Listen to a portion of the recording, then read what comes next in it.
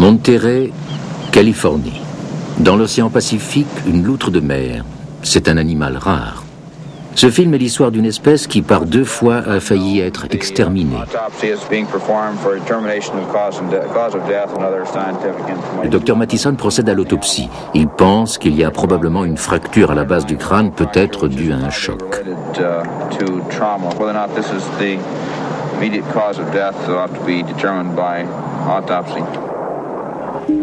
En 1968, au large des côtes de Californie et de l'Alaska, seules quelques loutres de mer survivaient encore ici et là. Il y en avait autrefois d'immenses colonies qui se déplaçaient librement depuis la Basse-Californie jusqu'aux côtes de la Sibérie en passant par les îles Aléoutiennes. Mais la fourrure douce et illustrée de la loutre de mer qui lui permet de survivre dans ces eaux froides a failli causer sa perte.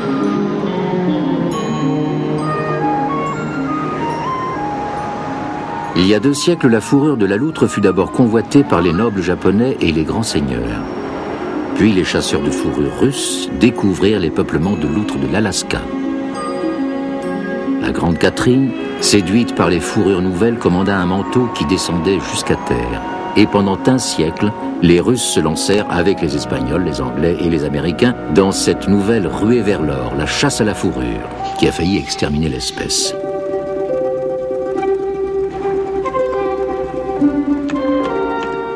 D'un naturel confiant, les loutres furent trop aisément massacrées à coups de lance, de fusils et de gourdins. Ni les mères ni les petits ne furent épargnés. Finalement, l'espèce fut considérée comme éteinte au sud d'Amchitka. Mais il y a 30 ans, la loutre de mer a commencé à réapparaître en petit nombre. On sait peu de choses sur la loutre de mer, presque exterminée par la cupidité des hommes, dont le retour fut miraculeux et qui aujourd'hui est à nouveau menacé par les marées noires.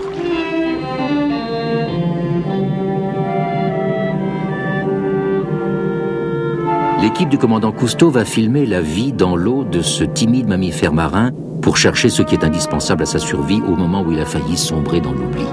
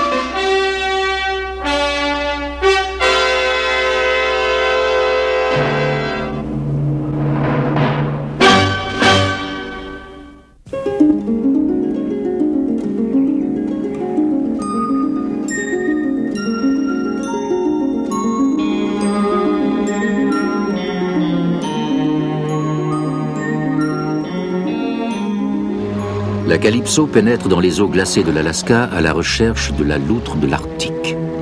Elle suit les routes maritimes des anciens marchands de fourrure qui ont impitoyablement chassé les loutres. Nous arrivons avec de bonnes intentions, mais ici, en pleine nature, l'homme s'est fait une mauvaise réputation. Nous surprenons un grand troupeau d'otaries. Elles ont plus de chance que les loutres de mer. Leur peau n'a pas une grande valeur commerciale. Leur nombre est encore tel que, malgré les nombreuses pollutions, l'espèce n'est pas en danger. Les loutres de mer sont dispersées sur toute l'étendue des îles Aléoutiennes. Leur habitat naturel, ce sont les forêts d'algues géantes, les kelps, constamment balayés par la houle. Mais les milliers de flotteurs qui soutiennent ces algues peuvent être pris pour des loutres et les rendent difficiles à repérer. Nous continuons notre recherche tant au-dessus qu'à l'intérieur de la forêt de kelp. C'est ici que la loutre de mer a fait sa réapparition parce qu'elle a été protégée par le traité sur les fourrures de 1911. C'est dans cette mer sauvage que la loutre, qui était autrefois un animal terrestre, plonge et chasse pour se nourrir.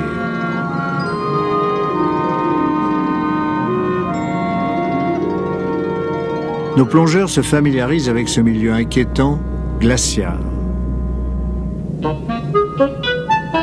Le crabe royal de l'Alaska, formidablement cuirassé, peut atteindre 1 mètre d'envergure. C'est un régal pour la loutre de l'Arctique.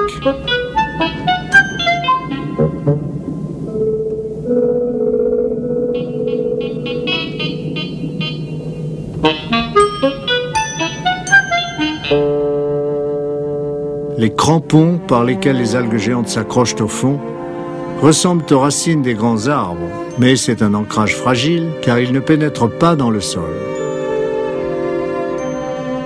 Nous sommes dépaysés par la beauté insolite qu'offre la forêt sous-marine des loutres.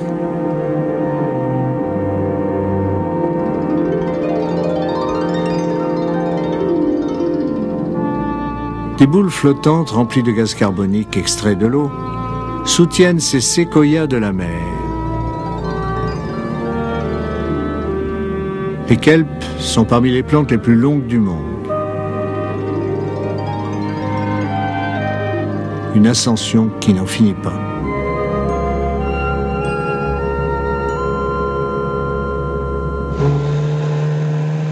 Dans la lumière douteuse de l'aube arctique, Bernard Chauvelin et Raymond Coll espèrent surprendre les loutres dans leur demi-sommeil. Ils se dirigent vers les rochers de l'île Sanak, balayés par le vent. Contrairement à la loutre de Californie, chassée du rivage par la civilisation, la loutre de l'Alaska se réfugie souvent à terre pour échapper aux terribles tempêtes et aux bourrasques qui atteignent 200 km à l'heure.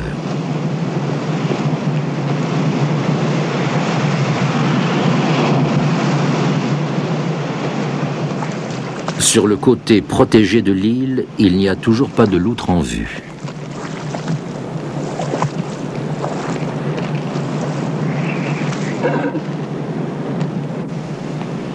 Un très jeune phoque s'est échoué à marée basse. Avec des filets, Chauvelin et Coll vont essayer de remettre à l'eau ce petit égaré.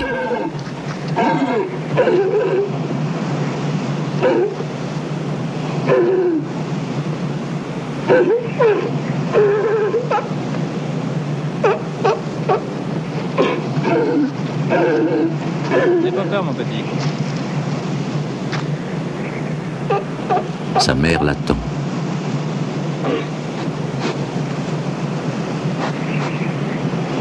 J'aime bien ton hamac.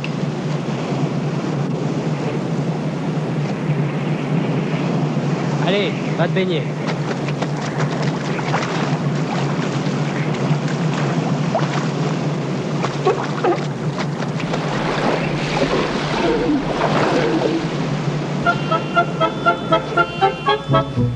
Enfin, une loutre.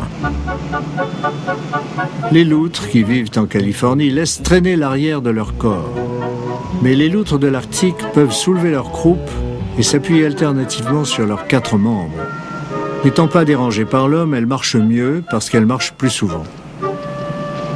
Bougez pas, j'arrive. Chauvelin et Coll doivent ramener 2 loutres sur la Calypso.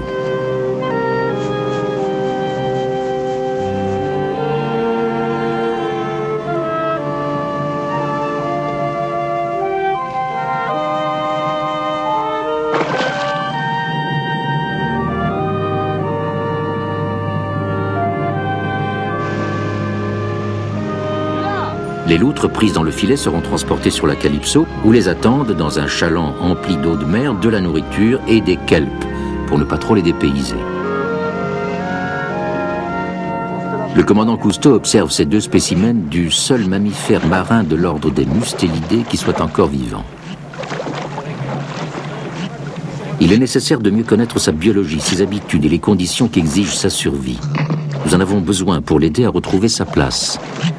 Oui, surveille le filet. Et soigne bien tes protégés. Ça a l'air d'aller.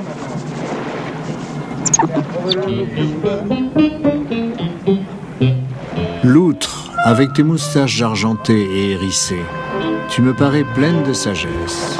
Et il t'a fallu beaucoup de sagacité pour échapper à tes ennemis naturels pendant tant de milliers d'années, jusqu'à ce que l'homme triche et surgisse avec ses fusils. Des armes qui sont fatales à la sagesse.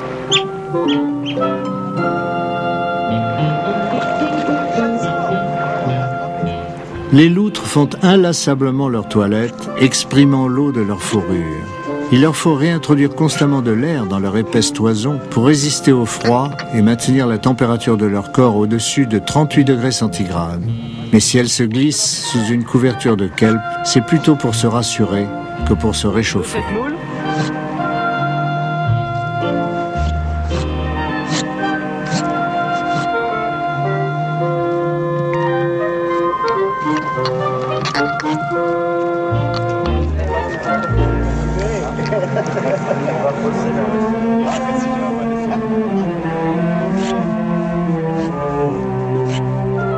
Les loutres se blottissent l'une contre l'autre lorsqu'elles sont inquiètes ou effrayées.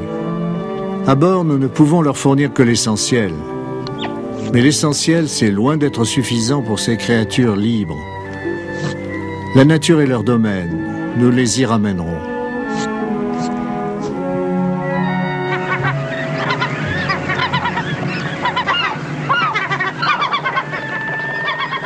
Le commandant Cousteau fait reconduire les loutres à Cherny Reefs, où elles avaient été capturées. Les îles Aléoutiennes sont aussi le pays du cormoran à double crête. Comme la loutre, il plonge dans les eaux glacées de l'Alaska pour se nourrir.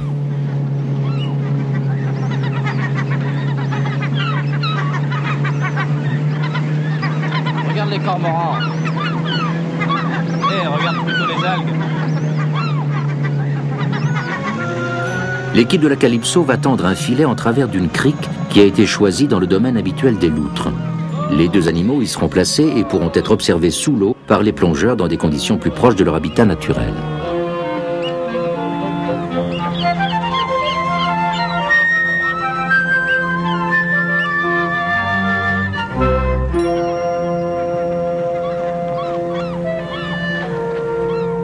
Les loutres sont lâchées à l'intérieur de la petite baie délimitée par le filet. Les cinéastes de la Calypso filmeront les premières images qui montrent comment nagent sous l'eau les loutres de l'Alaska.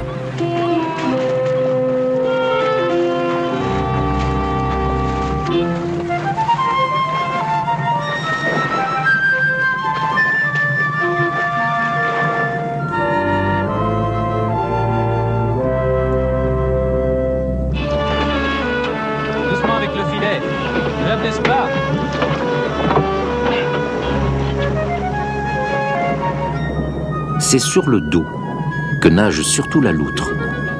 Ses larges pattes palmées et sa queue légèrement aplatie lui donnent une grande puissance et une grande agilité.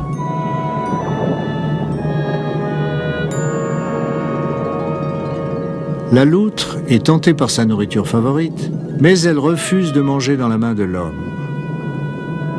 Elle cherche à se rassurer en rejoignant sa compagne.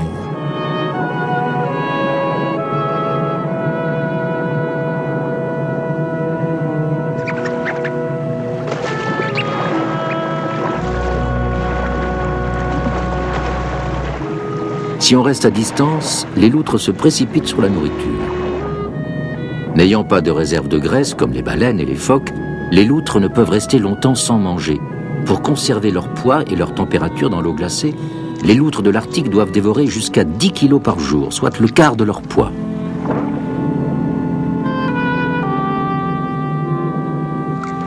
Elles mangent uniquement en surface et se servent de leur poitrine comme d'une table. Elles font honneur à un crabe royal.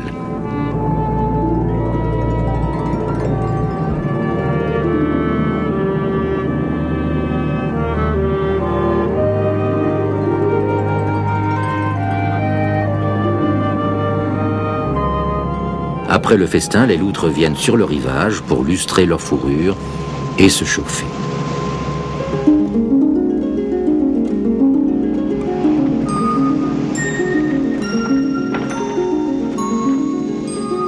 Un macareux, ou perroquet de mer, s'égare dans l'enclos des loutres.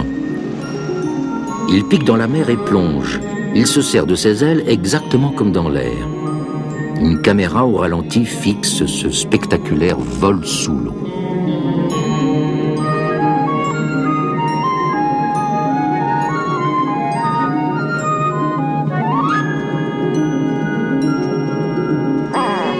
Il m'a encore mordu.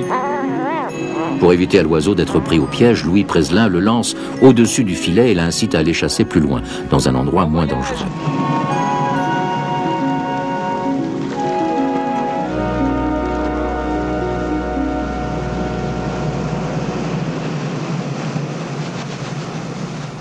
Insatiable, l'une des loutres finit par accepter la nourriture de la main de Preslin.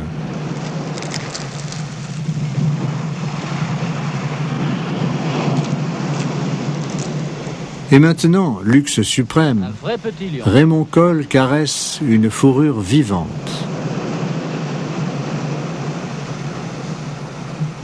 Les loutres sont donc sensibles à la patience et à la gentillesse plus qu'on ne le supposait. C'est probablement la première fois qu'une loutre de mer sauvage est acceptée de manger à terre.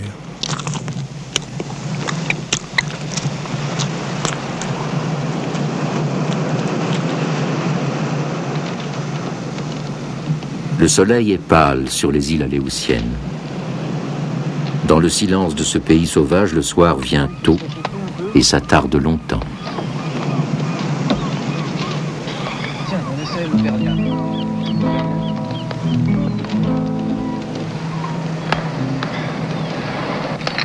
Elle est toi, cette chanson, Valoria, qui sont façon, mal des cœurs,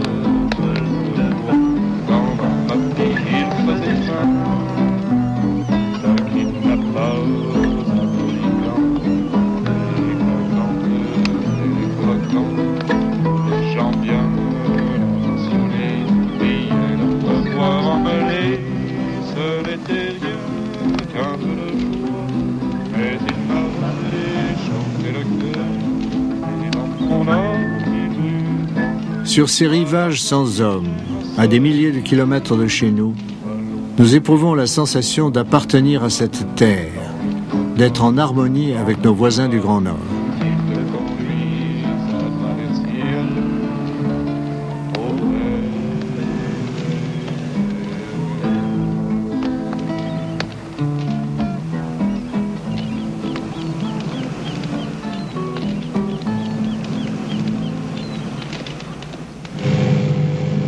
Le commandant Cousteau quitte la Calypso pour l'enclos des loutres.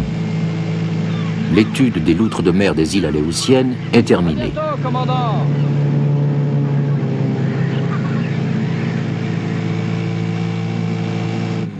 Le filet va être abaissé et les loutres rendues à leur vaste domaine.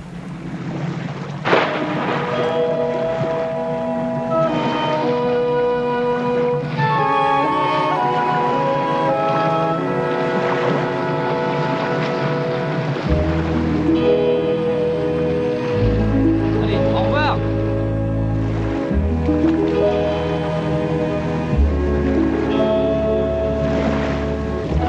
Les loutres, tranquillement, se dirigent vers le sud, vers la pleine mer.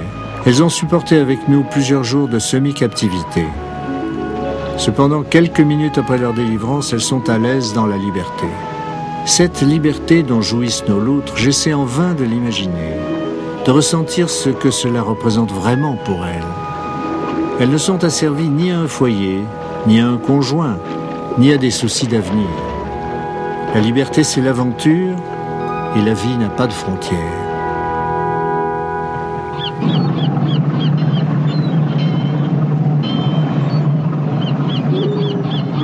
Le port de Monterrey, centre actif de la pêche industrielle en Californie. Conserverie, chalutiers, bateaux de plongée, bateaux de plaisance. C'est au milieu de cette agitation et d'un important trafic maritime côtier que la loutre de Californie, alors considérée comme éteinte, a fait sa miraculeuse réapparition.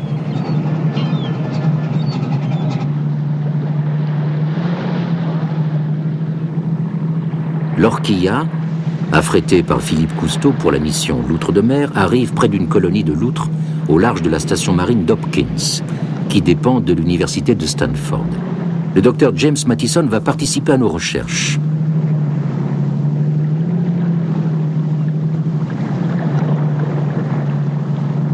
En 1911, la loutre de Californie avait, croyait-on, disparu. Des années plus tard, des gardiens de phare et des rangers en virent quelques-unes de temps à autre, mais le secret fut bien gardé, en raison des dangers de braconnage. Puis, en 1938, un petit troupeau fut aperçu le long d'une nouvelle autoroute côtière et c'en était fini du secret de la loutre de mer. À bord du Zodiac, Philippe Cousteau offre amicalement de la nourriture aux animaux et s'en approche pour mieux les observer.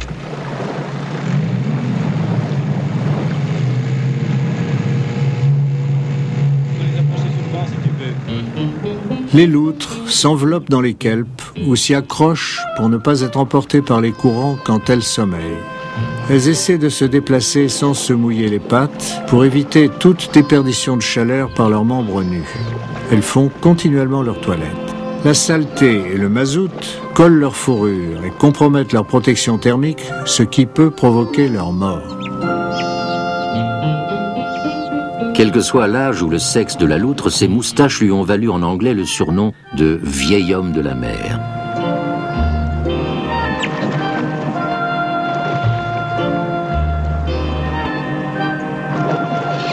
Souvent, lorsqu'elles sont dérangées, les loutres se mordent entre elles et hument l'air avec méfiance. L'odeur de l'homme les rend inquiètes. Leur odeur favorite est celle de la nourriture.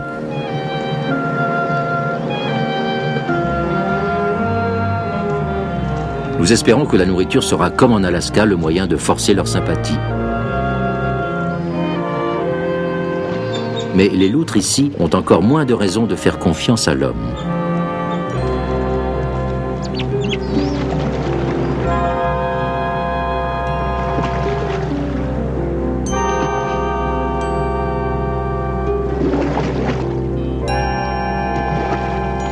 Elles furent autrefois décimées par des ennemis à deux jambes et elles restent instinctivement sur la réserve.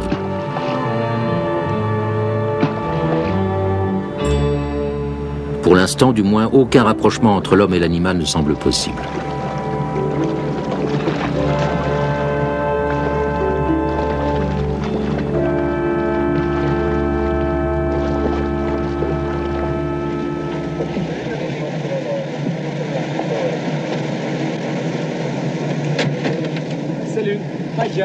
Sur la jetée de Monterrey, le commandant Cousteau arrive pour se joindre à l'équipe de la Calypso en Californie. Il est présenté à Judson Van de Veer de la station marine de Hopkins, qui a aidé Philippe dans ses recherches sur la loutre de Californie.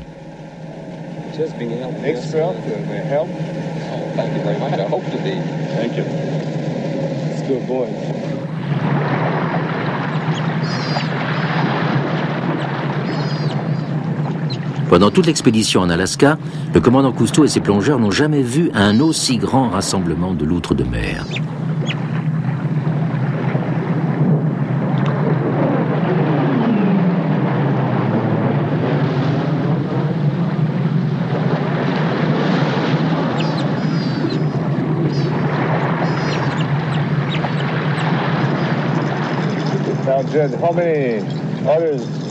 À combien estimez-vous le nombre des loutres à cet endroit, demande Cousteau à Jude Van de Veer. 46. Vous les comptez? Oui. Je crois qu'il les compte à peu près 10 fois par jour, dit Philippe Cousteau.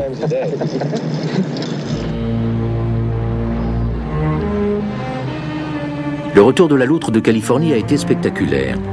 Mais le chiffon de papier qui a protégé sa fourrure au moment du traité de 1911 ne pourrait pas lui épargner les dangers qui abondent dans le monde où elle est revenue.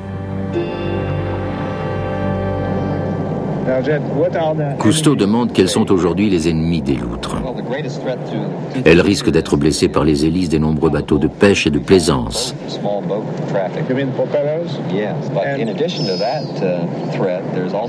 Il faut aussi songer à la menace d'une marée noire, de mazout.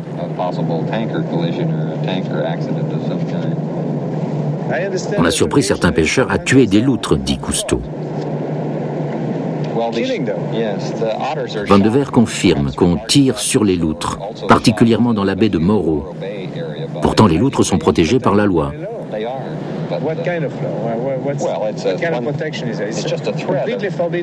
Mais cette protection n'est qu'une menace. Les peines encourues étaient de $1000 d'amende ou 6 mois de prison. Parfois, amende et prison se cumulaient. Cousteau est stupéfait de voir que ce troupeau d'animaux sauvages peut vivre si près des autoroutes, des habitations et du tumulte de la civilisation.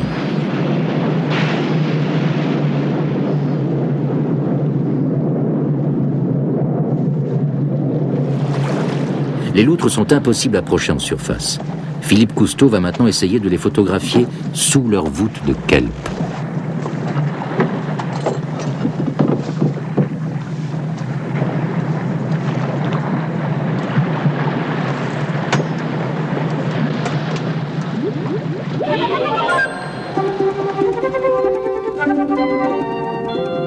Réaction immédiate, les loutres fuient devant nous.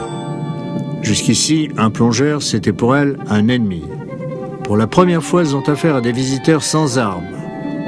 Elles sont encore effrayées, mais curieuses.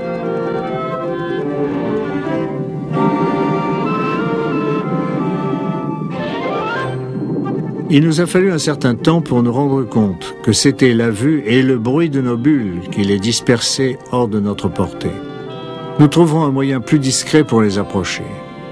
Ces coquilles d'ormeaux, ce sont celles que les loutres ont jetées après les avoir arrachées à grand-peine pour venir les manger en surface.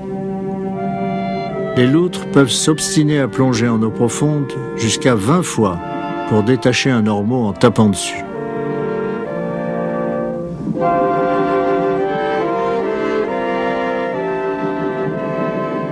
Pendant la remontée, la lampe de la caméra effraie une loutre trop curieuse. Ce clown timide ne sait pas encore qu'il vient de rencontrer un sérieux rival pour jouer à cache-cache dans les algues.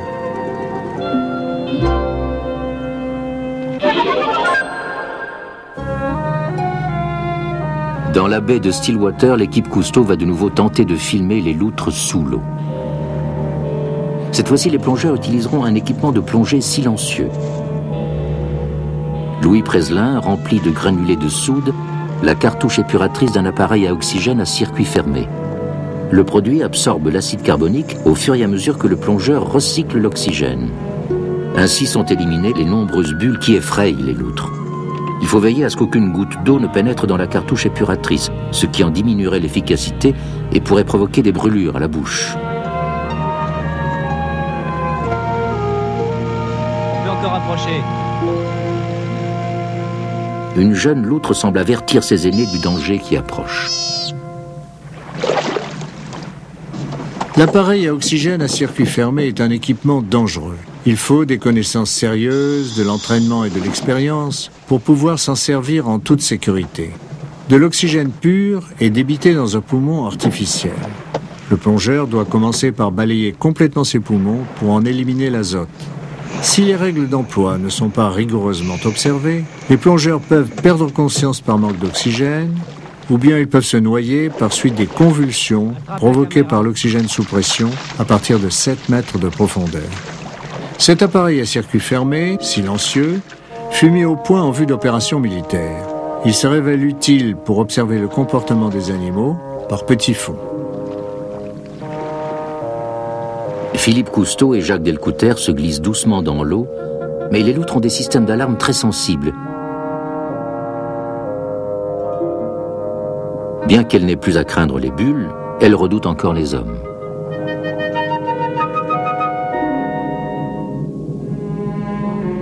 Dans le calme, la méfiance commence à laisser place à un intérêt croissant pour les offres amicales de Delcouter.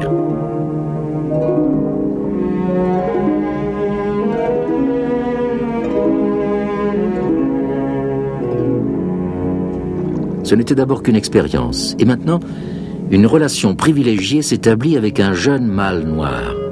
Il est le premier à accepter de la nourriture, un oursin couvert de piquants déposé par Delcouter.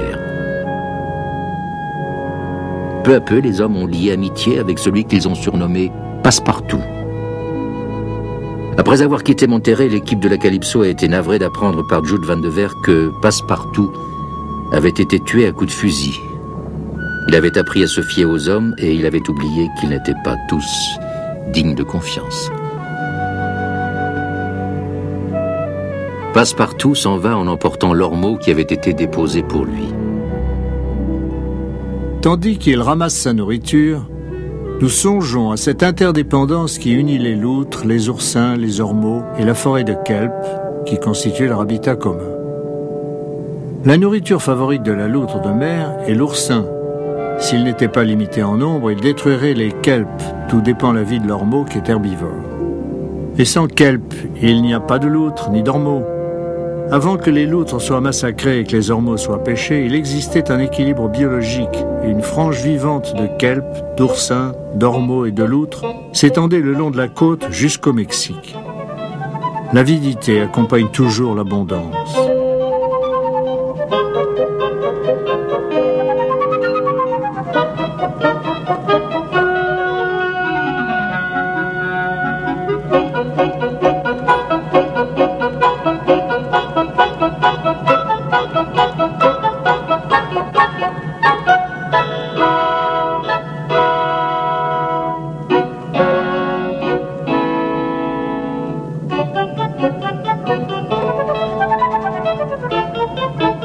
loutre de mer est l'un des rares animaux qui se servent d'outils. Pour briser l'oursin, cette loutre ramasse une pierre.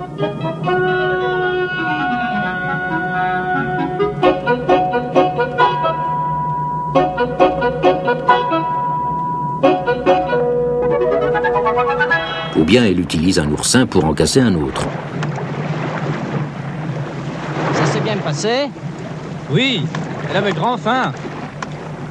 Les plongées avec l'appareil à oxygène à circuit fermé ont réussi. Maintenant, c'est l'heure joyeuse du repas. Le délicieux ormeau fournit sa propre assiette. Les convives, avec une grande dextérité manuelle, cassent bruyamment de gros coquillages sur des pierres posées comme une enclume sur leur poitrine.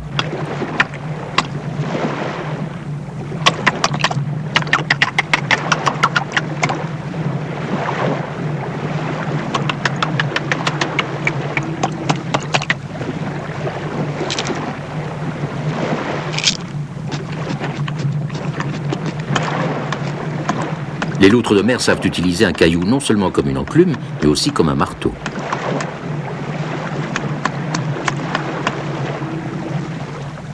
Lorsqu'on l'observe du rivage, dans son paradis de kelp, l'existence de la loutre paraît idéale.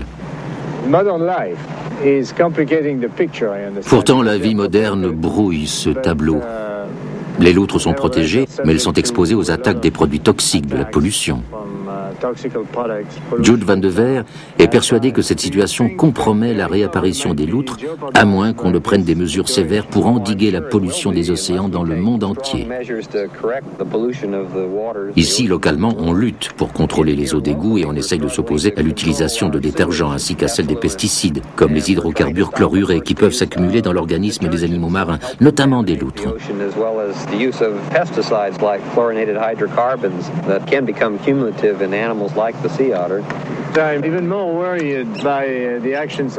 Cousteau explique qu'il est encore plus inquiet de l'intervention humaine que de la pollution. Par exemple, on va couper les kelps pour en extraire des produits chimiques. Et les pêcheurs d'ormeaux savent que les loutres s'en nourrissent. Les loutres sont donc pour eux des animaux nuisibles. Ainsi, par leur conviction simpliste, les hommes gâchent l'image du monde. Ils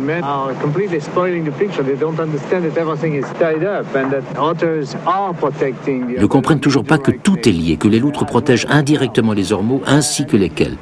This is really what worries me. Nobody is really believing that life is complex.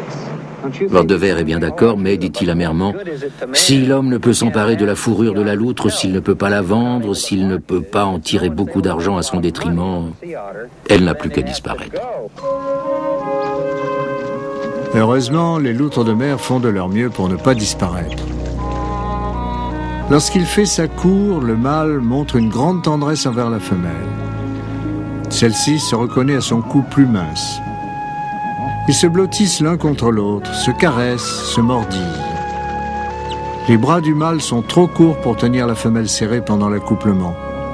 Il cherche à la saisir par le nez avec ses mâchoires.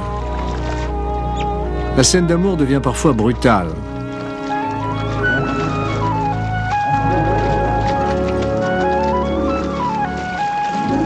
Une fois que le mâle surexcité a saisi au museau la femelle de plus en plus soumise, leurs gestes deviennent à nouveau pleins de tendresse. On pense que la morsure du nez par le mâle provoque l'ovulation. La femelle est allongée sur le dos, embrassée par le mâle. Une étreinte de 55 minutes. Les vagues légères leur servent de lit nuptial.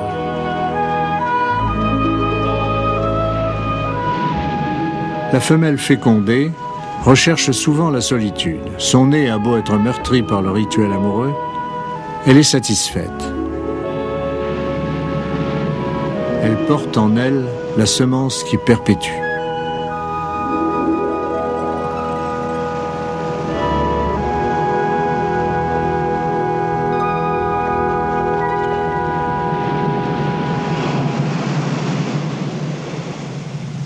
Dans la vie paisible de la loutre, une scène rarement observée, deux loutres en train de se battre. Même entre mâles rivaux, pendant la saison des amours, le comportement agressif est très exceptionnel chez les loutres, qui sont des animaux plutôt doux.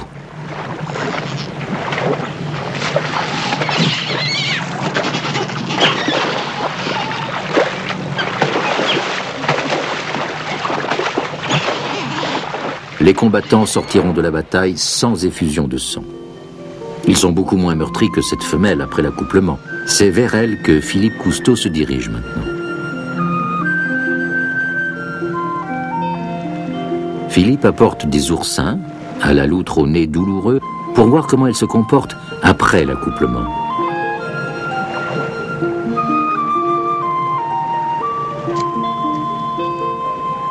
Pendant cette distribution répétée de nourriture, des liens vont se nouer entre l'homme et l'animal. Avec amitié, Philippe lui tend d'abord un crabe, puis il la taquine.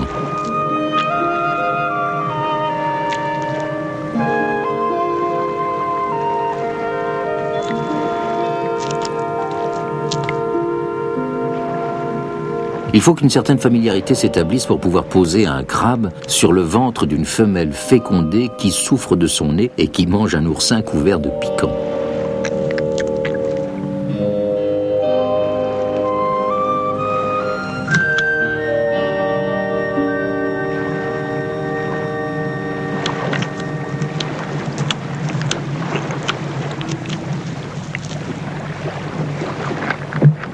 Philippe abuse peut-être un peu de ses relations pour enregistrer le bruit que fait la loutre en mangeant.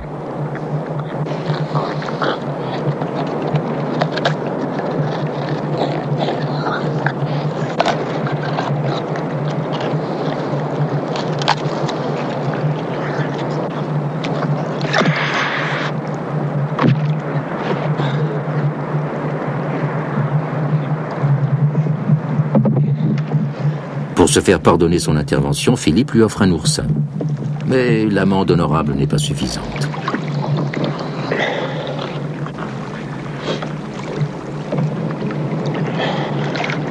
Ah non, tu vas pas me mordre.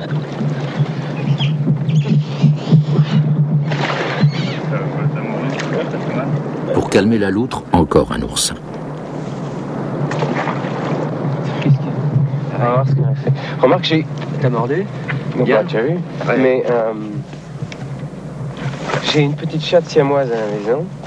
Philippe est surpris, mais il ne devrait pas l'être. Une loutre sauvage ne se comporte pas comme une chatte domestique. Par ailleurs, les loutres qui attendent un petit peuvent être sujettes à de brusques changements d'humeur. La loutre maintenant se dirige en ondulant vers les hommes pour s'envelopper dans les kelps près du zodiaque.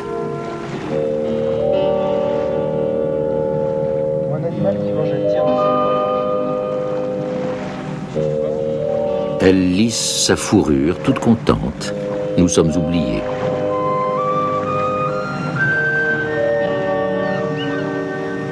Une menaçante polémique a longtemps pesé sur le destin de la loutre de Californie. À Monterrey, le commandant Cousteau s'entretient avec William Bryan, membre du comité consultatif des Amis des loutres de mer, et Helen Miller, une adhérente de la société. Helen Miller souhaite que les loutres de mer se protègent elles-mêmes et se répandent sur toute la côte. Les autorités du gouvernement envisagent de leur attribuer un plus grand domaine et de les y contenir.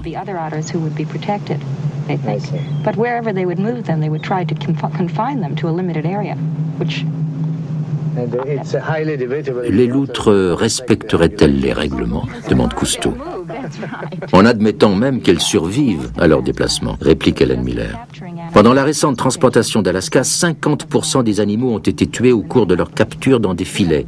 Et pour commencer, nous avons très peu d'animaux. Cousteau demande à Bill Bryan quels sont les dangers que les loutres ont à affronter aujourd'hui. Pour Bill Bryan, c'est avant tout ce conflit qui a surgi entre les intérêts commerciaux liés à la pêche aux ormeaux et la survie des loutres. Les pêcheurs d'ormeaux veulent qu'on enlève les loutres du sud de la côte où ils récoltent les ormeaux en plongée.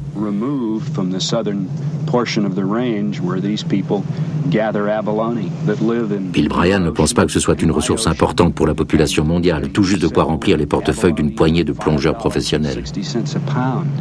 I don't think this is a very important food item to take care of the world population. Only a handful of commercial divers. À Morro Bay, un pêcheur, Ernest Porter, montre la taille de l'ormeau commercial que les pêcheurs peuvent récolter légalement et explique son point de vue à Cousteau qui lui dit « Ernie, vous savez que nous nous intéressons à la loutre de mer. Certains d'entre vous pensent que la loutre compromet votre profession. some of you think that the sea otter is interfering with your profession. How does it? Eh bien, c'est vrai, répond Ernie. La loutre de mer, en réapparaissant, descend le long de la côte et ainsi elle s'attaque à une zone maritime qui est exploitée par nous. But there are not that many. Mais elles ne sont pas encore tellement nombreuses, dit Cousteau. Le nombre total des loutres dans la région ne constitue pas le véritable problème, réplique Porter. C'est leur concentration qui fait le plus de mal à la pêche commerciale.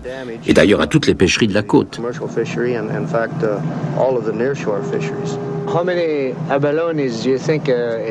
Combien d'ormeaux pensez-vous que la loutre peut manger par jour, demande Cousteau. Si la loutre ne prenait que des ormeaux de la taille de ceux que nous ramassons, environ 4 ou 5 par jour. Mais la loutre en mange beaucoup de petits au lieu de quelques gros. Pour elle, il n'y a pas de limitation de taille.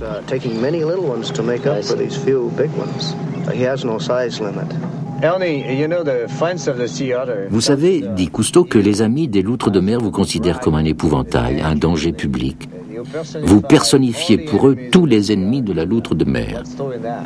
C'est pas vrai. Je suis pas du tout l'ennemi de la loutre de mer. Ils peuvent faire de moi l'ennemi numéro 1, ce qui m'accable avant même que j'ai la possibilité de montrer l'autre aspect du problème. Je ne suis pas contre les loutres, je suis contre les soi-disant amis des loutres de mer. Ceux-là sont mes ennemis, mais la loutre ne l'est pas.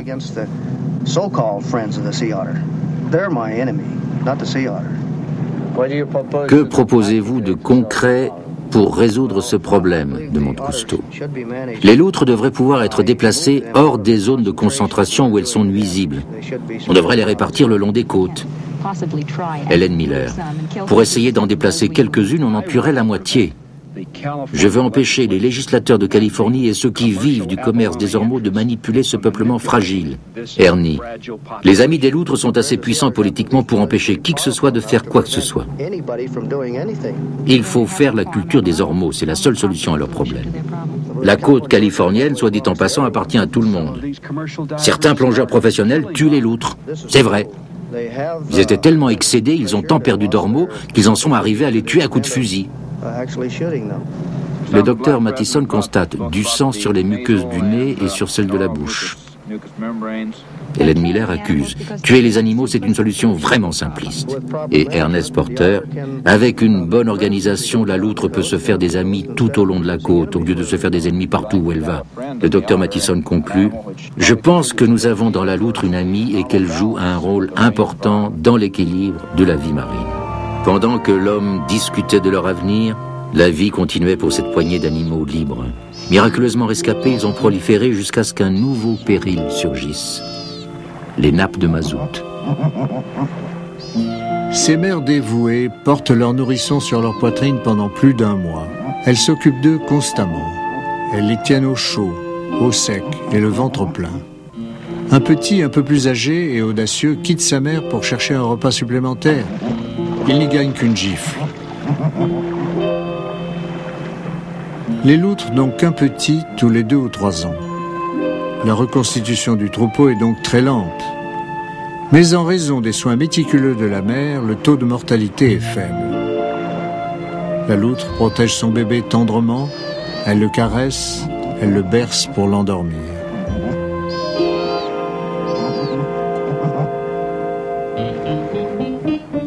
Les petits, un peu plus âgés, ont un régime mixte. Ils continuent à dépendre entièrement de leur mère.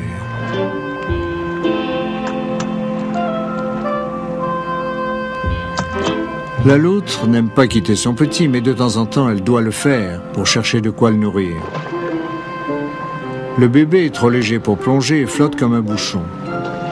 Il regarde sa mère dans les rouleaux et il pousse des cris de détresse. La mère le rassure et continue de chasser.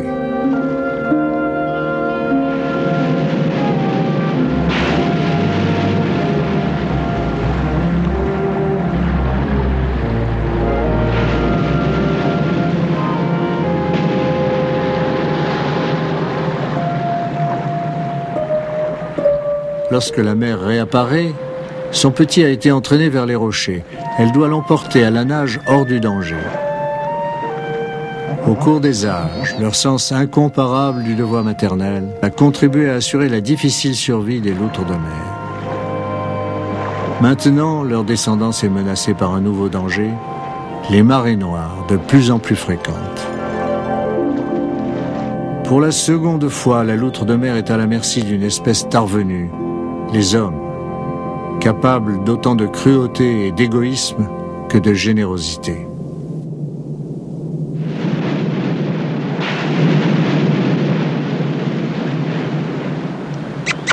Passe-partout. Au bout de 6 semaines, Passepartout vient régulièrement réclamer son repas à bord de l'Orquilla.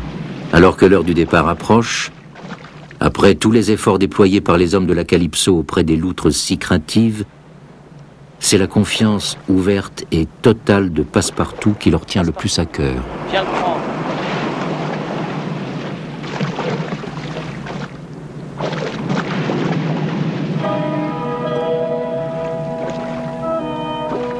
Passepartout fait ses adieux à Jacques Delcouter.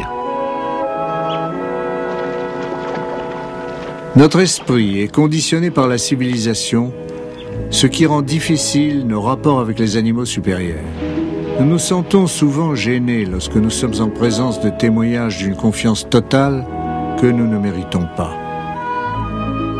Les hommes de la Calypso savent bien qu'on ne peut pas attribuer des sentiments humains aux animaux. Au contraire, l'influx vital va de l'animal à l'homme.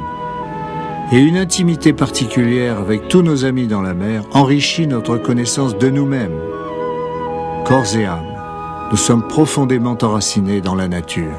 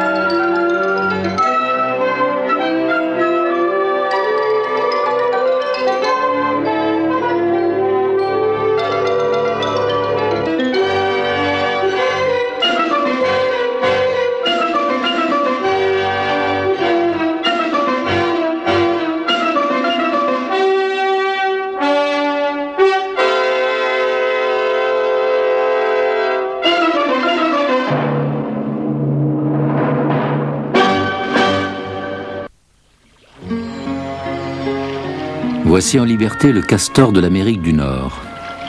C'est la grande valeur marchande de sa fourrure qui a stimulé l'exploration des lacs et des cours d'eau du Grand Nord canadien.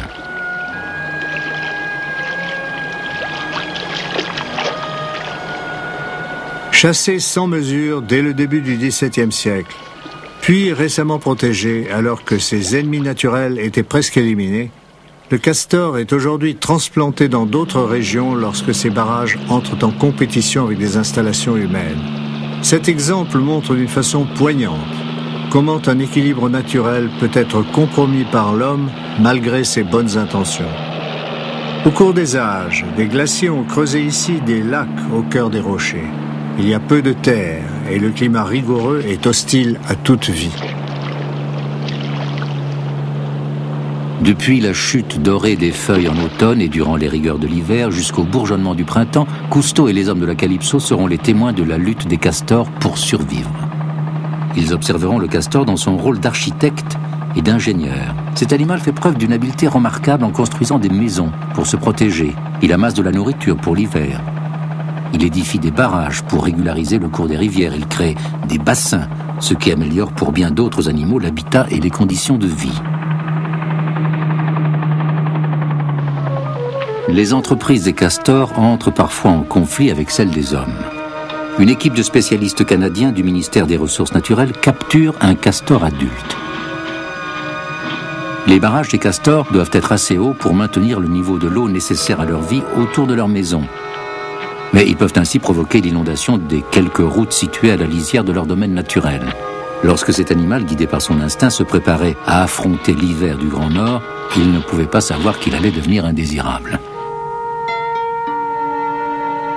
Conformément à un plan de conservation de la nature, ce castor sera transporté plus au nord pour être relâché loin des hommes.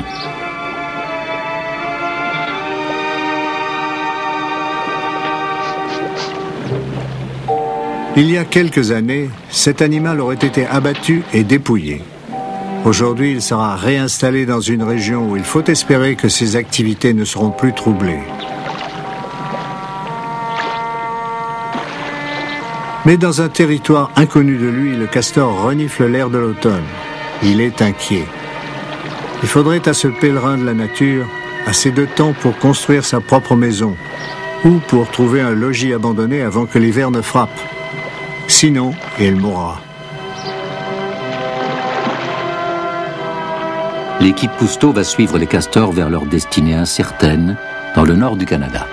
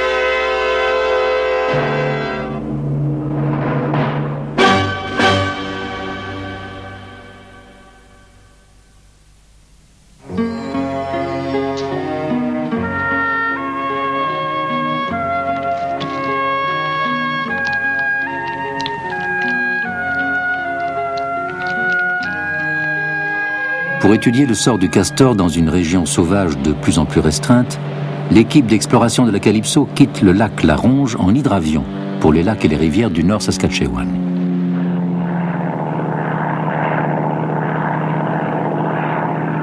Au sol, il n'y a pas de route. Seulement un labyrinthe de forêts et d'eau, un empire qui était jadis celui des castors.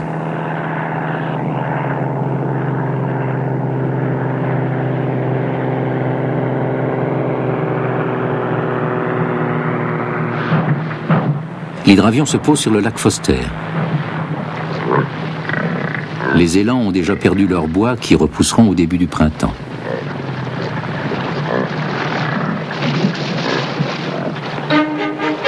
Les hommes déchargent le matériel de construction pour établir ce qui sera le seul campement sur les rives sauvages du lac Foster.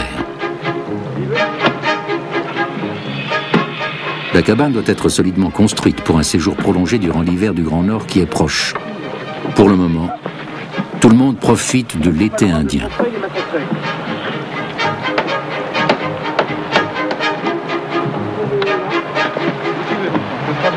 Les plongeurs de la Calypso, devenus charpentiers, sont aidés par des Indiens de la tribu des Cris.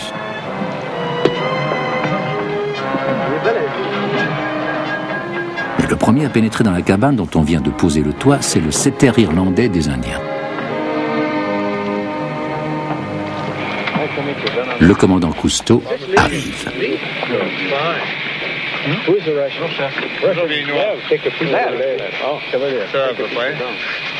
Bonjour, ça va? Eh bien? Ça va? Très bien, vous? Hey! Welcome. Merveilleux endroit, dit le docteur Keith Hay. Avez-vous aussi apporté tout ce sable? Oui, répond Philippe, il est venu par avion du sud de la France. Non, du Pacifique Sud, reprend Cousteau. Le docteur Hay, spécialiste du comportement des castors, sera le conseiller de l'équipe Cousteau. C'est profond ici, dit Hay. Très profond, répond Cousteau. Pour un peu, on disparaîtrait.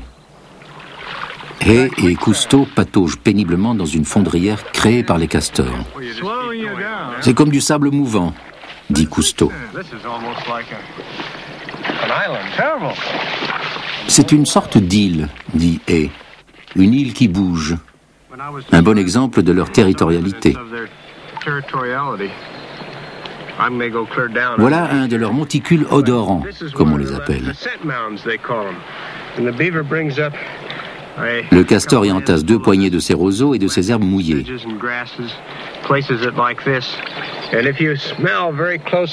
Si vous sentez de très près, vous pouvez déceler une odeur très sucrée, C'est bien ici, demande Cousteau. Laissez-moi sentir. Je le remplace, hein.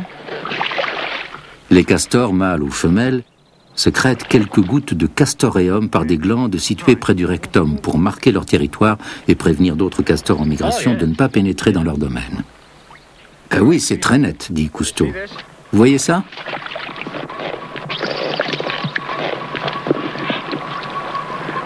C'est un de leurs canaux, explique Hay. Les castors creusent au fond du bassin des canaux qui mènent à leur lieu de pâturage. On ne peut pas aller plus loin, dit Hay. Et où cela mène-t-il? Demande Cousteau. Ça mène à la terre ferme, vers les broussailles et plus loin jusqu'au saule. De cette façon, le castor est complètement protégé des prédateurs jusqu'à ce qu'il atteigne l'endroit où il se nourrit. Les rivages et les marais sont leur pâturage favori, là où se mêlent les bouleaux blancs et les peupliers.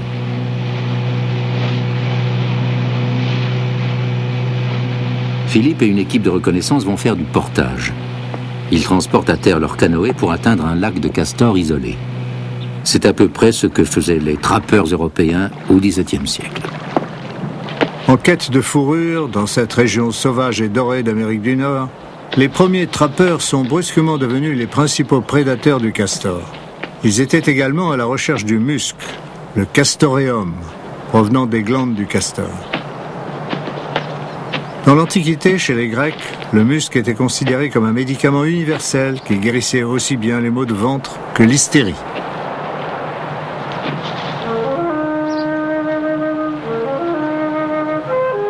Photographier le castor est une gageure, car c'est un travailleur de nuit. Il ne sort de sa maison qu'en fin d'après-midi lorsque la lumière décroît. Le sens le plus développé des castors est l'odorat, et ils sont méfiants. Aujourd'hui, en Amérique, les castors, exterminés en de vastes régions, sont systématiquement réintroduits, parfois par parachutage. Le castor est un végétarien. Il se nourrit du mince tissu végétal, le cambium, situé sous l'écorce de certains arbres.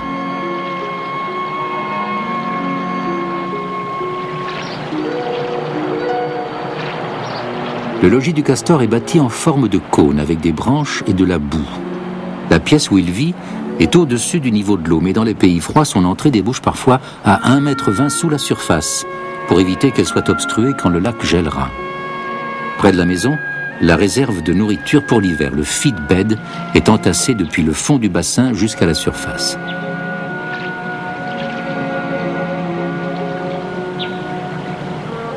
Dans la colonie, les jeunes de l'année transportent les branches riches en éléments nutritifs jusqu'au feedbed. Philippe filme maintenant un des adultes qui apporte de la boue entre ses pattes de devant pour consolider sa maison.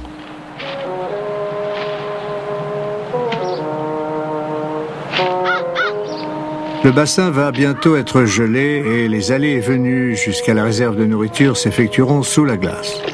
Pendant tout l'hiver, ils n'auront qu'à transporter les branches sous l'eau de la réserve jusqu'à l'habitation confortable où ils vivent au sec, au-dessus de la surface du bassin. Infatigables, les castors travaillent jusqu'à l'aube.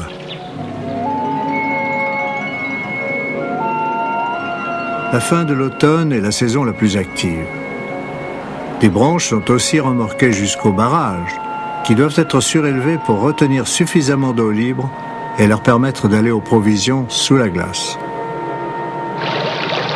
Lorsque les barrages des castors provoquent l'inondation des routes, de pénibles mesures s'imposent. L'homme et le castor sont l'un et l'autre en mesure de modifier leur environnement. Mais lorsqu'ils sont en conflit avec des ingénieurs des ponts et chaussées, les ingénieurs de la nature doivent céder la place.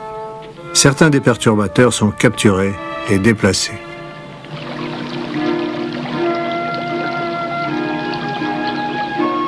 Selon la réglementation en vigueur, les castors sont transportés à 200 km de la route. Les déplacer trop tard dans la saison, ce serait les envoyer à la mort. Celui-ci a donc 1 an, demande Philippe.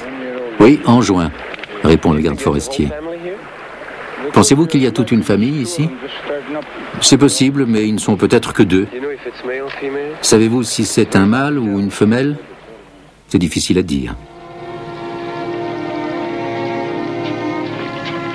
Philippe demande qu'on lui confie 2 castors et il les obtient. L'hiver menace déjà et le couple désorienté n'aurait pas le temps de se construire un nouveau logement.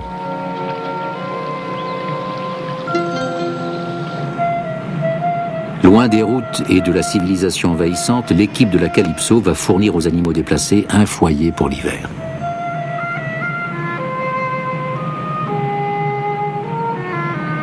Au lac Foster, les castors partagent notre foyer.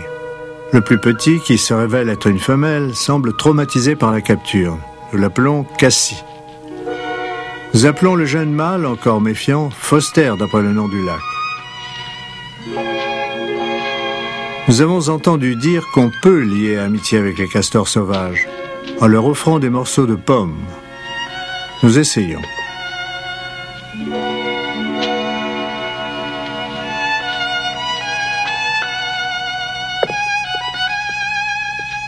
Nos nouveaux invités ne seront pas affamés cet hiver, mais pour survivre, ils doivent rester avec nous.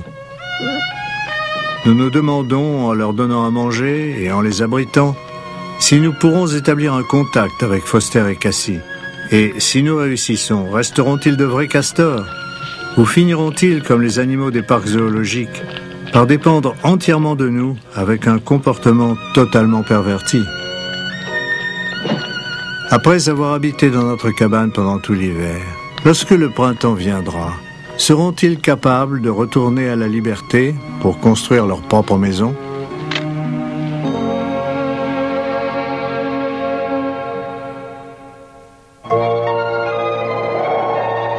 C'est l'hiver au Saskatchewan. Les maisons des castors ainsi que la cabane de Cousteau sont recouvertes par la neige qui tombe et qui les isole un peu du froid. En sécurité dans une demeure faite pour des hommes, Foster et Cassie sommeillent pendant que Sumian prépare une trappe de sortie spéciale pour eux. Ouvrant sous le plancher de la cabane, elle mène à une enceinte extérieure en grillage. On espère que les castors utiliseront cette issue car l'enclos inférieur devrait les maintenir en contact avec leur milieu naturel.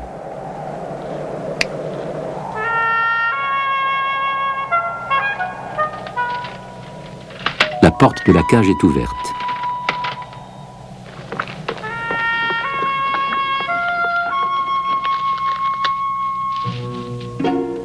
Foster, le jeune mâle, est le premier à s'aventurer dans la maison.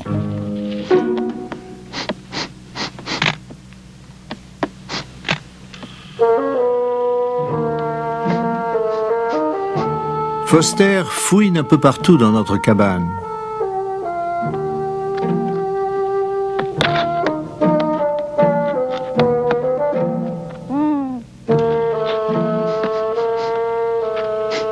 Il se sert de sa queue comme appui pour s'asseoir, comme lorsqu'il coupe un arbre ou lorsqu'il scrute la forêt à l'affût des prédateurs.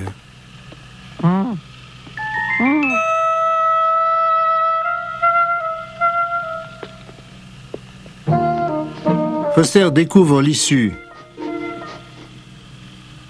mais il refuse de descendre dans le trou.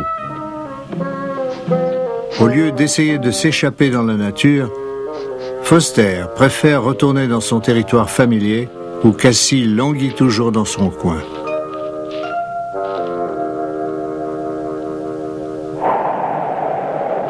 L'hiver est bien long. La monotonie est rompue par l'arrivée de Spunky, une petite chatte offerte par un trappeur indien. Mignon, mignon.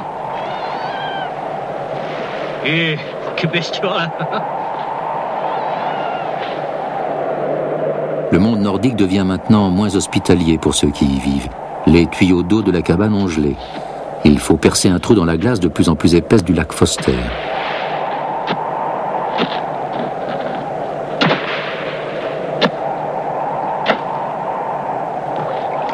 Durant tout l'hiver, il faudra maintenir dégagé le trou afin d'obtenir l'eau nécessaire pour la maison. Jacques Yves et Philippe Cousteau discutent d'un projet de reconnaissance aérienne qu'ils pourront faire lorsque le blizzard aura cessé. Avec beaucoup d'intérêt, Spunky observe les castors qui ont maintenant libre accès à la cabane. Foster considère la chatte comme une intruse dans son territoire récemment adopté. Alors, de Upper Foster qui est là-haut, elle coule dans Middle Foster. Bernard Delmotte a porté sur une carte les logis des castors situés sur le rivage du lac. Dans Lower Foster. Les avances de Spunky à Foster sont dédaignées. Spunky semble ignorer que les dents de Foster sont capables de couper des arbres.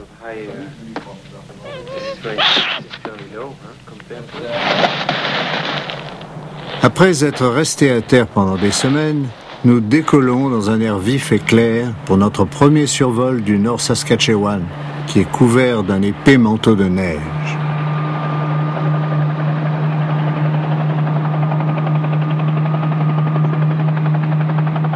Cette beauté que nous survolons s'accorde mal avec les rudes conditions climatiques qui règnent ici, à la fois pour les hommes et pour les animaux. Un élan solitaire, luttant dans la neige profonde, cherche une nourriture de plus en plus rare.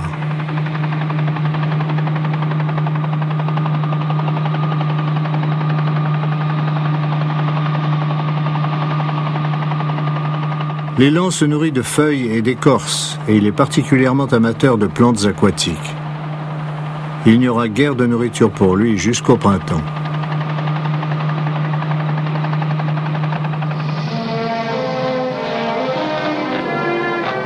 Nous allons essayer d'attirer les élans disséminés dans la région en leur larguant du foin.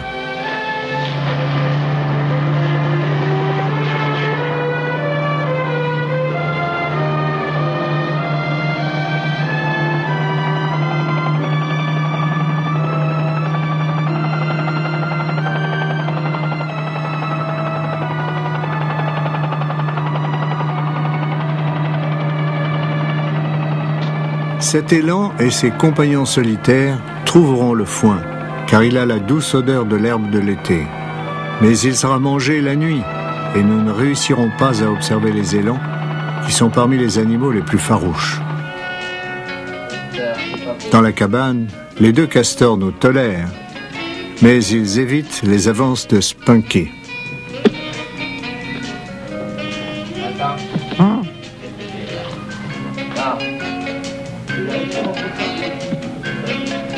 Pendant que Foster fait sa toilette, il garde un œil sur Spunky.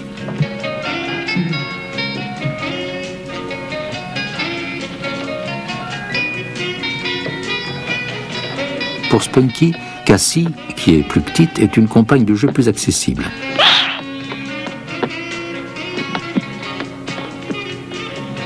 Cassie est contrainte de se cacher. Maintenant, Foster est à bout de patience.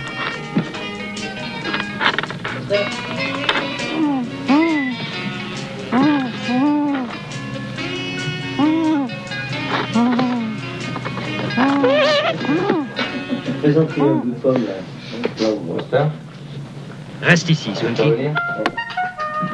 Foster veut tout simplement qu'on le laisse tranquille.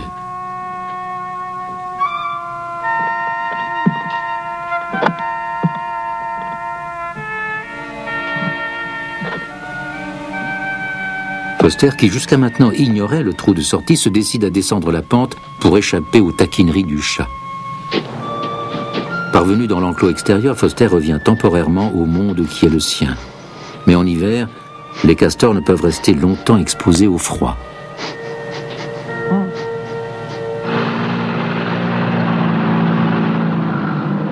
La distribution de foin continue en snowmobile, toujours sans grand succès. La peur est aussi forte que la faim. L'hiver est une épreuve de longue durée pour tous les animaux de la communauté sauvage. Aux cascades, Bernard et Yvan tombent sur l'imprévu. Un castor apparaît. Puis un second castor, trébuchant et glissant sur la surface gelée du ruisseau.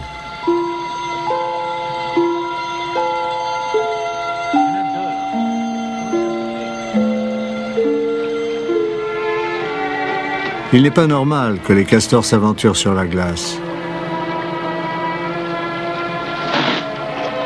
Ceux-ci sont de grands adultes transplantés sans doute trop tard dans la saison pour construire leur maison.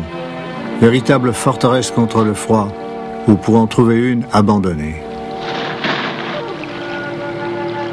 En plein hiver, un castor sans maison est complètement perdu. Peut-être qu'on les a transportés d'ailleurs. Ces animaux affamés ont peut-être erré pendant des kilomètres avant de trouver cette maigre nourriture.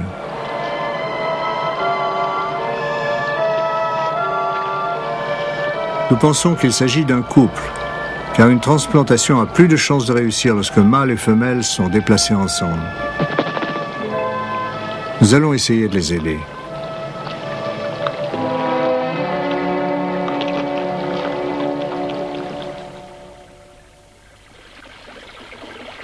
Près des cascades, de l'autre côté du lac, face à la cabane des Cousteaux, les deux castors déplacés sont pour l'équipe un sujet de préoccupation.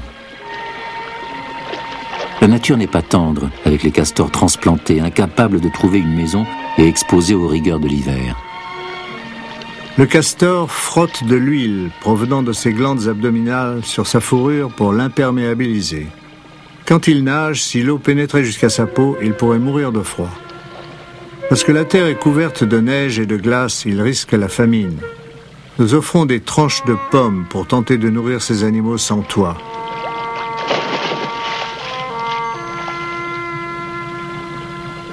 Le castor a très faim, mais il a aussi très peur.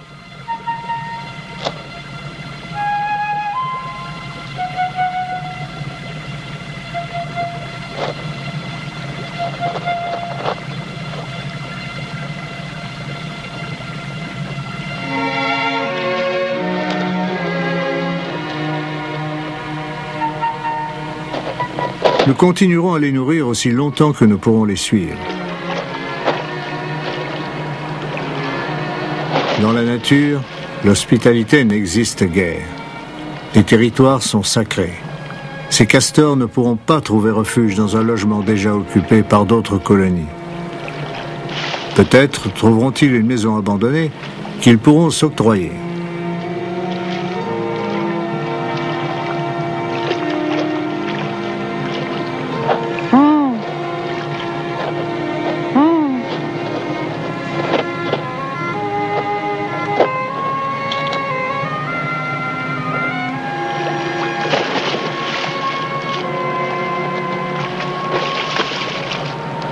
Nous sommes stupéfaits de voir les castors quitter la rive et nager sous la glace qui couvre le lac.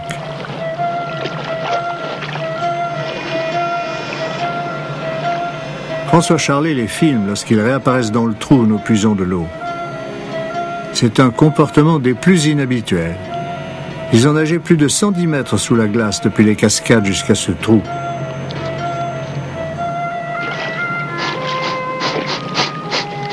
Nous regrettons de ne pouvoir les attraper et les prendre dans notre cabane. Cela provoquerait à coup sûr de tragiques conflits de territoire. Ces adultes, parvenus à leur taille normale, pourraient blesser sérieusement et probablement tuer Foster et Cassie qui sont plus petits. Nous devons chercher d'autres moyens pour les secourir. Pour aider les castors sans logis pendant l'hiver, les hommes parcourent le lac gelé afin de rassembler une provision de nourriture à leur intention.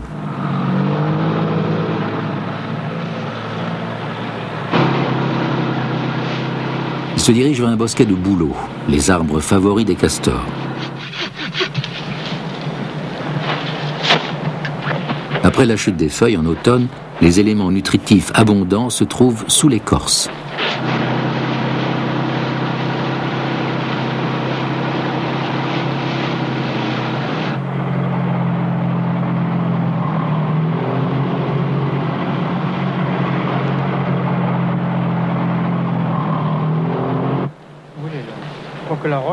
Maintenant que nous avons rassemblé une bonne réserve de branches de bouleau, un vrai feedbed, nous construisons une maison pour les animaux déplacés.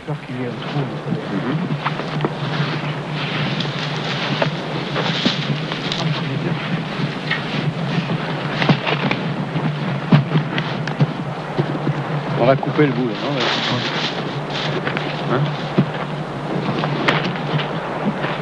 Afin de les inciter à utiliser ce logement préfabriqué, nous plaçons des tranches de pommes à l'intérieur de la maison ainsi qu'une litière sèche.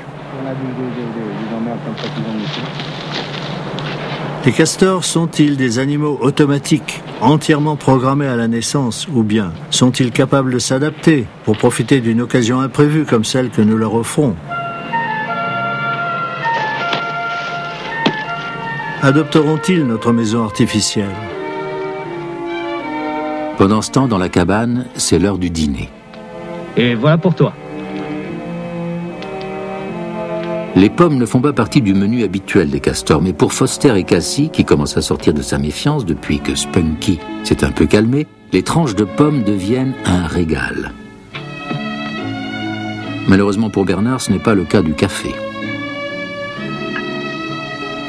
Foster est devenu si amateur qu'une tranche ne lui suffit pas, il lui en faut une tout entière.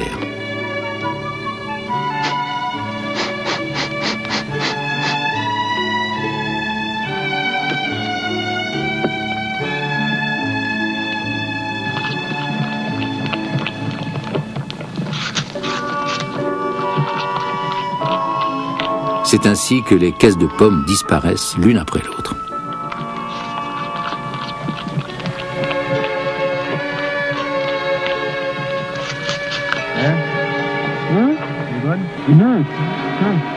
Cette nuit, nous plongeons pour voir si les deux castors perdus utilisent la maison de remplacement que nous leur avons construite.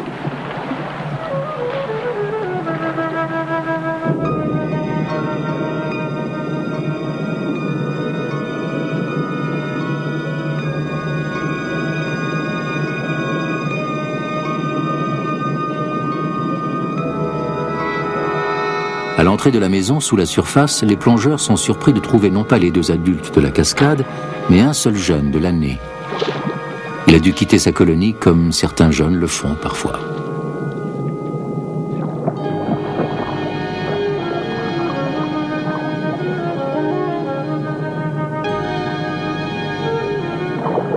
La façon dont le castor pagaie avec ses pieds palmés nous rappelle l'allure d'un canard. Il utilise également ses pattes de devant et fait des pointes de vitesse grâce à de forts battements verticaux de sa queue plate.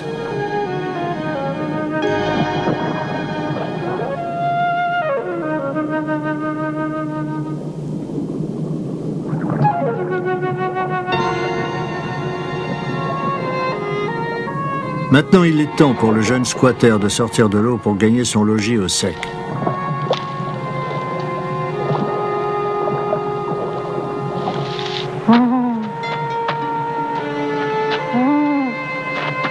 Le refus des deux grands adultes d'utiliser la maison que nous avons construite pour eux nous attriste d'autant plus que leurs conditions physiques empirent. Charlie continue de les filmer pendant qu'ils ne songent qu'à nager, aller et retour sous la glace, du trou aux cascades à travers le lac.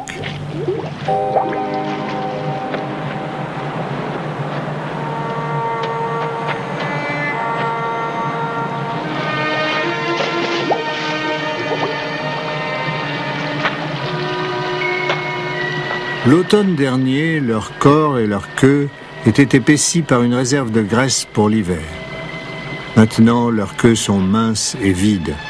Amaigris, ils se traînent péniblement vers un avenir incertain.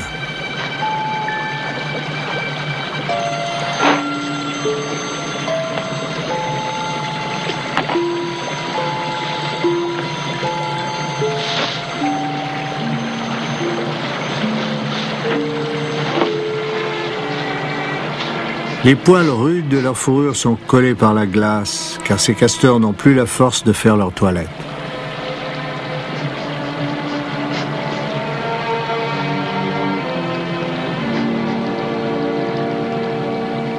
Une pomme est rapidement acceptée. La faim est devenue plus forte que la peur. Fini la méfiance dont ils faisaient preuve auparavant.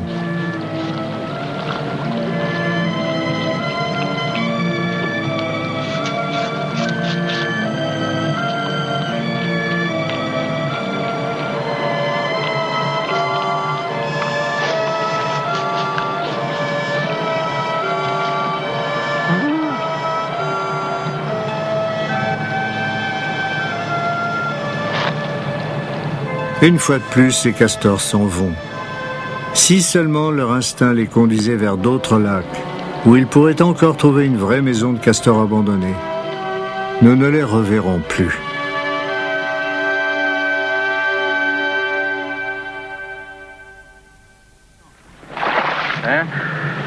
Dans le nord Saskatchewan, la température extérieure est maintenant de moins 45 degrés. Les 2 castors égarés n'ont pas été vus depuis plusieurs jours, ni près de la cabane, ni près des cascades. Les hommes vont plonger dans un trou qu'ils ont percé dans la glace, près d'une maison de castors située non loin de là, au bord du lac, pour voir si par hasard les animaux n'ont pas élu domicile à cet endroit.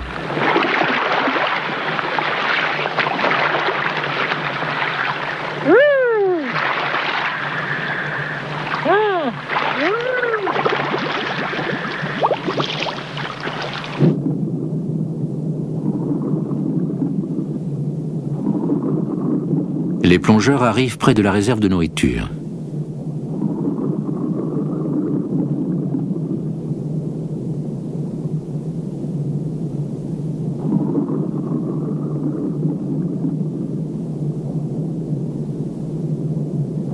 Il est évident qu'une branche a été en partie mangée récemment.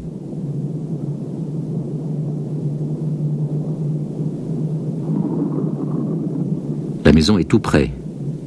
Les tunnels conduisant au nid creusé au-dessus du niveau de la glace sont parsemés de débris. Des castors sont passés ici récemment, mais la maison n'est pas habitée.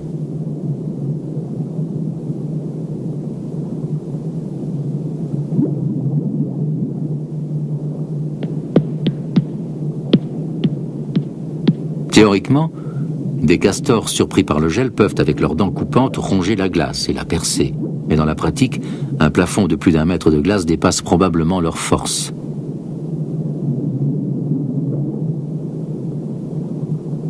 L'équipe se raccroche à l'espoir bien faible que l'instinct de nos castors les a enfin guidés vers un logement sûr.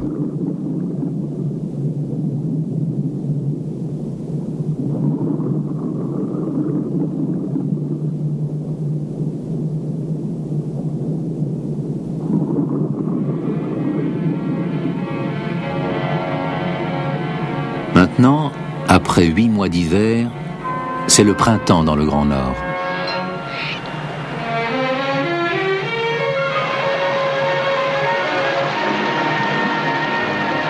Les castors sortent de leur retraite et plongent pour se régaler des premières pousses succulentes de plantes aquatiques.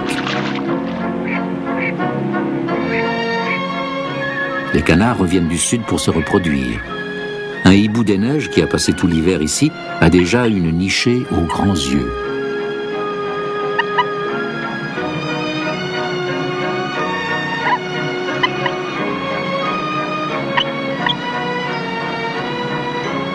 La saison du renouveau biologique dans la nature communique aux hommes de la Calypso un nouvel élan.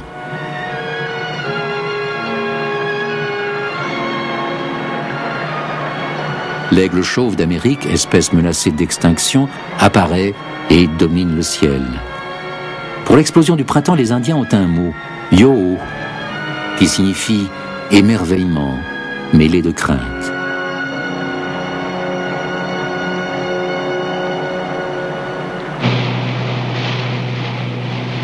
Le commandant Cousteau et l'écologiste Keith Hay traversent le lac Foster pour retourner à la rivière et au bassin de castors qu'ils ont étudié précédemment.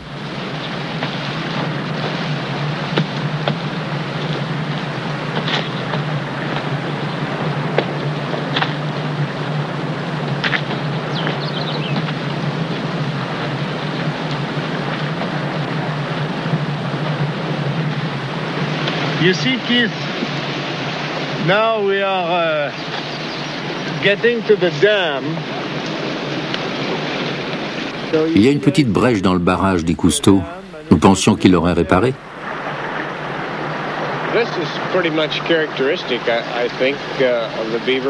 Au printemps, répond le docteur Hay, les castors ne réparent pas leur barrage, puisqu'il y a toujours beaucoup d'eau provenant de la fonte des neiges.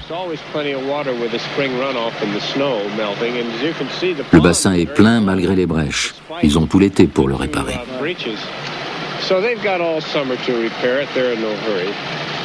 Vous voyez ce désastre là-bas, dit Cousteau, on dirait qu'il y a eu un bombardement. Tout ça, dit Hay, a fait partie de la réserve pour l'hiver, près de leur maison. Ils l'ont mangé entièrement. Ce sont les débris qui ont été entraînés par le courant et retenus par les rochers. Guy Joas descend un microphone à travers le trou d'aération de la maison des castors pour écouter ce qui se passe dans la pièce où ils vivent. On entend les bruits d'une famille, y compris le gazouillement des nouveau-nés pendant qu'ils têtent.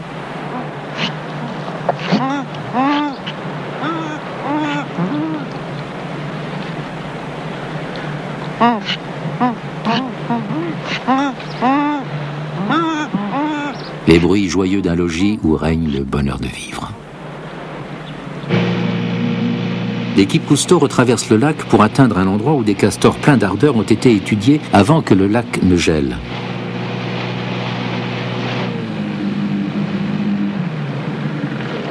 Mais Bernard raconte qu'à sa surprise, il n'a pas vu d'activité printanière aux abords de cette maison construite sur la rive rocheuse du lac.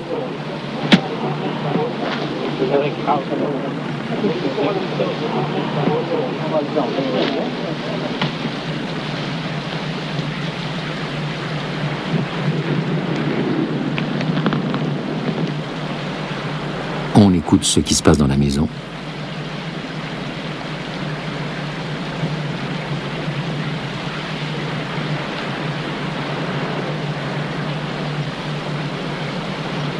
Il n'y a aucun bruit. Vide. La maison est manifestement abandonnée, dit Cousteau. Si elle a été abandonnée au milieu de l'hiver, il y a peu de chances pour que les castors aient survécu, répond le docteur Hay. Finalement, nous décidons d'ouvrir la maison. Bernard et Yvan creusent avec précaution pour atteindre le nid. Pourquoi cette pièce a-t-elle été abandonnée pendant l'hiver? Est-ce que les locataires ont été attaqués par des prédateurs?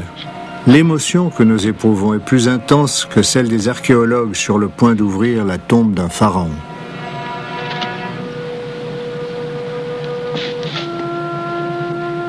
Un nid de branchages rongés.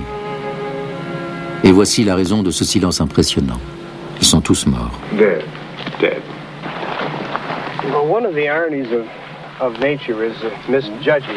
Les animaux peuvent commettre des erreurs de jugement, dit Hay.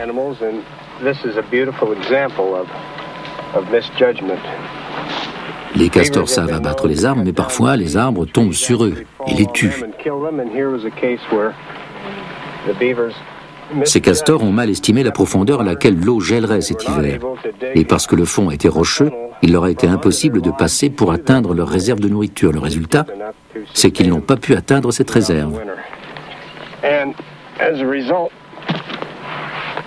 Car ils n'hibernent pas, ils doivent manger tout l'hiver.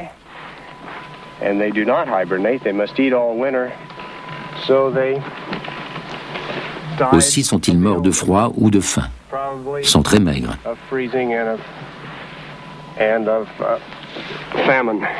En voici un jeune, dit Cousteau. Il est né dans l'année, et l'autre, c'est évident, est un adulte. Ah, voici un bébé. Non, celui-là aussi est un jeune d'1 an. Ce sont des bébés de l'an dernier.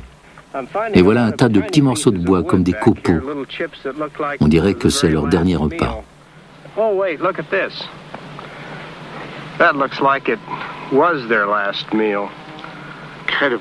C'est incroyable. Un morceau de bois qu'ils ont rongé. Ils mouraient vraiment de faim, dit Cousteau. Ils ont tout mangé, dit le docteur, et même l'intérieur de leur maison. Il est évident que cette mère et ses petits sont morts de faim. Mais en la regardant et en la soupesant, nous voyons bien qu'elle est très maigre.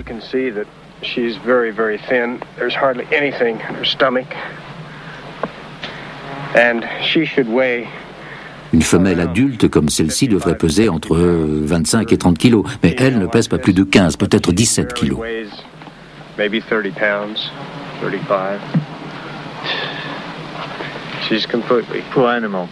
Pauvre bête. Elle est morte de faim avec ses petits. Une mort terrible. Elle est probablement restée avec ses petits bébés jusqu'à la fin.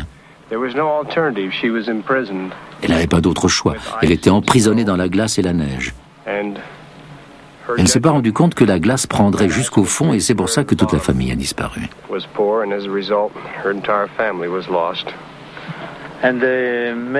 Le mâle, dit Cousteau, a probablement essayé de sortir par le trou que nous avons vu, sinon il serait ici.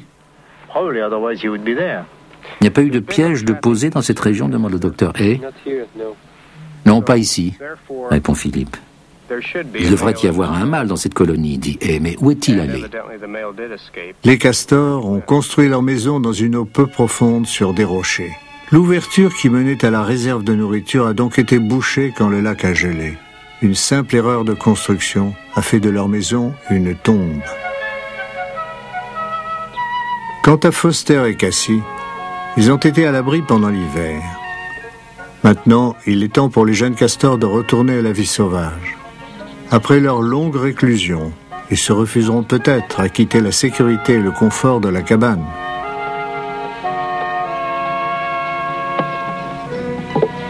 C'est la petite Cassie, la timide femelle, qui prend la tête.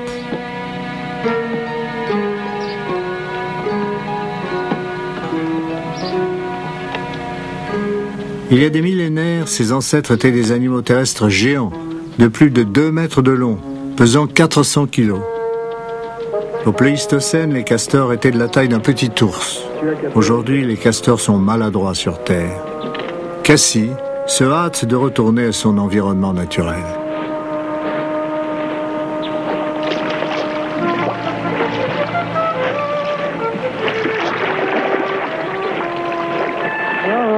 Pendant que Foster la suit, je pense que tous nos patients efforts pour établir un lien avec nos protégés ont été complètement inefficaces. Nous leur avons offert notre affection, et bien qu'ils aient accepté notre abri et pris notre nourriture, ils sont restés sur la défensive. Maintenant, ils sont gras, mais toujours indépendants, et ils fuient vers la liberté.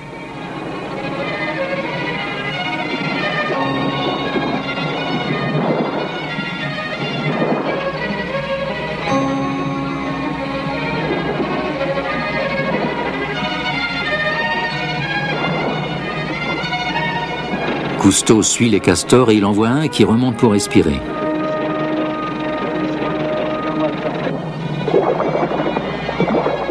Le second se précipite sous le zodiaque puis s'éloigne, au-dessus du fond rocheux vers l'extrémité marécageuse du lac.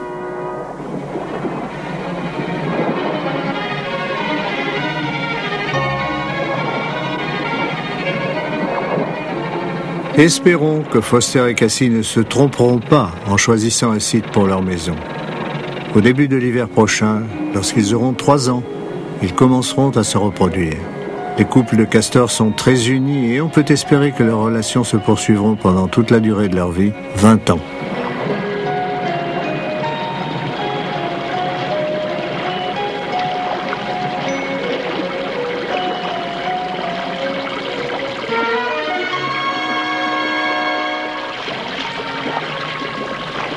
En observant Foster et Cassie, nous nous demandons où finit l'instinct et où commence l'intelligence. Ces extraordinaires architectes, constructeurs de barrages, de maisons et de canaux, sont-ils de simples automates ou bien ont-ils une sorte d'intelligence radicalement différente de la nôtre? Les castors représentent certainement l'un des mystères les plus déconcertants de la nature.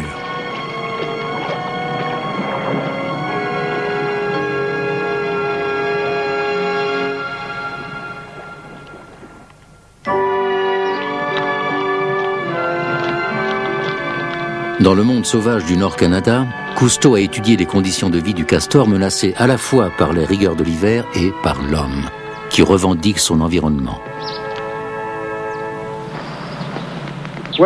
Quel sera d'après vous l'avenir de cette maison, demande Cousteau au docteur Hay. Vont-ils rester ici plusieurs années ou pensez-vous qu'ils ont épuisé la réserve de nourriture?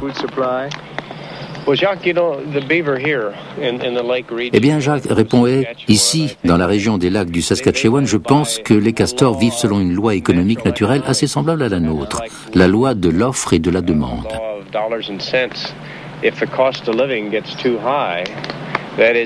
Si le coût de la vie monte trop haut, c'est-à-dire si cela demande trop d'efforts et si la nourriture est trop difficile à obtenir, alors ils n'ont plus qu'à s'en aller.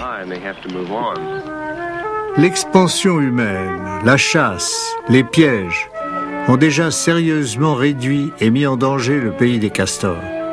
Néanmoins, des efforts bien intentionnés pour protéger les castors ont une fois de plus démontré que notre intervention dans la nature a toujours des effets imprévisibles et souvent de tristes conséquences. Ce n'est que si nous en apprenons bien davantage sur les mécanismes complexes de la vie que nous serons peut-être capables de préserver efficacement ce qui reste du patrimoine jadis sans bornes de la nature.